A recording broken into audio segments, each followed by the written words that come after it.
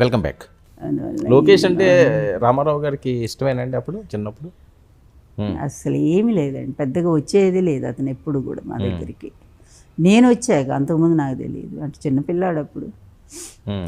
అందువల్ల అంతకుముందు ఏమో నాకు తెలియదు. ఎన్టీఆర్ గారు నాకు తెలిసి ఎక్కువగా నేను వచ్చిన తర్వాత వీళ్ళ పిల్లలు బాలకృష్ణ పిల్లలే ఎక్కువగా వచ్చేవాళ్ళు.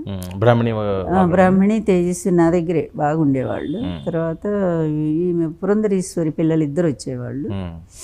ఇంకా అక్కడ జయకృష్ణ అబ్బాయి చైతు అబ్బాయి వచ్చేవాడు. అలాగే జయకృష్ణ కూతురు కూడా మద్రాసు నుంచి వచ్చినప్పుడల్లా నా దగ్గరికి వచ్చేది. చాలా ఇష్టం నేనంటే. జూనియర్ ఎన్టీఆర్ అండి?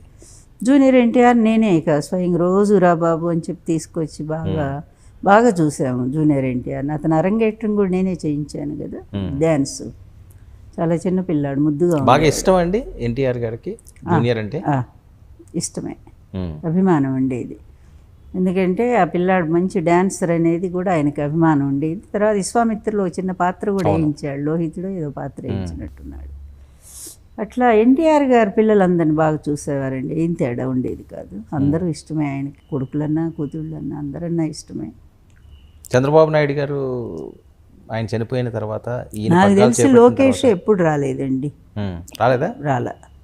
అంతకుముందేమో నాకు తెలియదు, మా వివాహం అయిన దగ్గర నుంచి బహుశా వాళ్ళమ్మ రానిచ్చి ఉండదు నేను అనుకుంటాం. పురంధేశ్వరి గారు ఈరోజు బావ కోసం చేస్తున్నారని ఇందాక మీరు మాట్లాడిన పరిస్థితి, అసలు వాళ్ళకి పడదు కదా వెంకటేశ్వరరావు గారికి? అది ఎప్పటిదాకా అండి, ఎప్పుడు పడలేదంటే మీకు వీళ్ళు వెళితే వాళ్ళ ఎంత అవమానం, తలుపులు కూడా తీయలే ఇదే చెల్లెలో. ఇద్దరు కూర్చొని గంటల తెలుగుదేశంలో చేరదామని వెనక్కి వచ్చారు.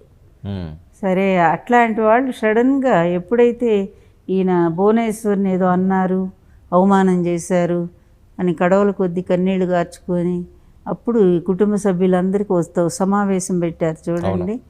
ఆ రోజు తోడల్లుడిని భుజం మీద చెయ్యేసి మరీ కూడా, అంటే తన అవసరానికి ఎంతగా వాడుకుంటాడంటానికి వెరీ క్లియర్ కదా ఇలాంటివన్నీ కూడా. అప్పటి నుంచి మాట్లాడుకోవడం మొదలుపెట్టారు. ఈవిడ ఇందులో ఈ బీజేపీ అధ్యక్షురాలు అయిన తర్వాత ఇక ఈమెకి ఆశ ఏంటంటే తను ఎంపీగా ఈసారి గెలవాలి, బీజేపీలో మినిస్టర్ అవ్వాలి.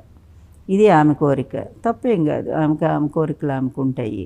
కావాలంటే అచ్చగా బీజేపీ ఆంధ్ర రాష్ట్రంలో గెలవలేదు కనుక టీడీపీ పవన్ కళ్యాణ్ సపోర్ట్ కావాలి అంటే వాళ్ళతో మంచిగా ఉండాలి. అందుకే కేసులో ఇరుక్కున్నప్పుడు కూడా అమిత్ షాతో తీసుకెళ్ళి వాడిని లోకేష్ గారిని తీసుకెళ్ళి మాట్లాడించింది కదా డైరెక్ట్, హోమ్ మినిస్టర్తో కూడా.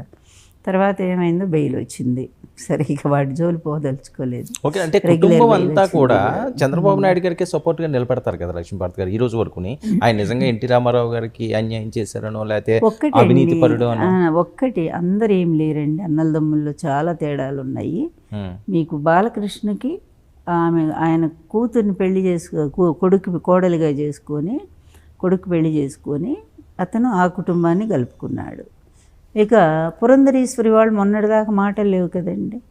అలాగే మిగిలిన కుటుంబ సభ్యుల్లో కూడా హరికృష్ణ కూడా డిఫర్ అయ్యాడు కదా. ఈరోజు వాళ్ళ పిల్లలు కూడా మాట్లాడారు కదా. మరి ఇంకెక్కడండి కుటుంబం అంతే. మిగిలిన వాళ్ళంతా అనామకులండి. వాళ్ళు బయటకు వచ్చినా ఒకటే, లోపల ఉన్నా ఒకటే అన్నట్టున్నారు. అందువల్ల వాళ్ళు మరి కుటుంబం అన్నాక పెళ్ళిళ్ళు శుభకార్యాలు అట్లా కలుస్తారేమో తెలియదు, కానీ ఇట్లా పొలిటికల్గా బయటకు వచ్చిన వాళ్ళు ఎవరు లేరు కదా. అందువల్ల ఏంటంటే ఇతను ఎత్తుగళ్ళు ఆ రోజుల్లోనే ఇతను స్టూడియో ఎన్టీఆర్ రామకృష్ణ స్టూడియోని గవర్నమెంట్ అద్దెకి తీసుకొని వాళ్ళకి నెలకు 12 లక్షలు ఇప్పించాడు.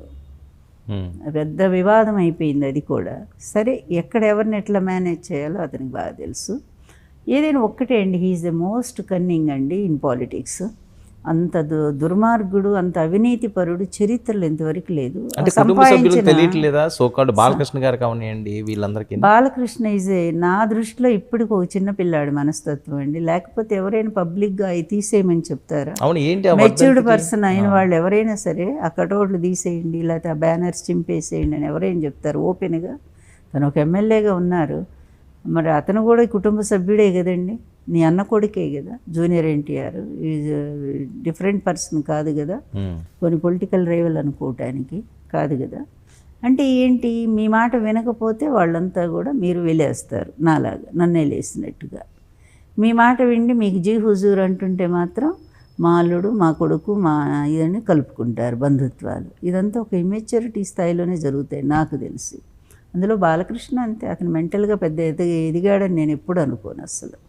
మీతో ఎవరైనా మాట్లాడుతుంటారా నందమూరి మా ఫ్యామిలీ నుంచి? ఇప్పుడైతే ఎవరు లేరండి, ఎవరూ మాట్లాడలేదు. ఎవ్వరు అసలు. అప్పుడే తండ్రితో డిఫర్ అయిన దగ్గర నుంచి మాకు మాటలే. బాలకృష్ణ ఒకడు బాగుండేవాడు, తర్వాత కూడా వచ్చాడు, వాళ్ళ నాన్న చనిపోయినాక కూడా మా ఇంటికి వచ్చాడు, బాగానే ఉన్నాడు. మళ్ళీ ఈ ఆడపిల్లలు ఉన్నారు కదా, మళ్ళీ వాళ్ళు దూరం పెట్టించారు. ఈ ఇంట్లో అంత ఆడవాళ్ళ రాజ్యమేలేండి. సరే, ఏం జరిగింది నాకు ఇప్పుడు అవసరం కూడా లేదు ఆ కుటుంబంతో. ఎందుకంటే నా భర్తకు జరిగిన అన్యాయం కంటే ఘోరం ప్రపంచంలో ఇంకేది ఉందని నేను అనుకోవట్లేదు. దానికి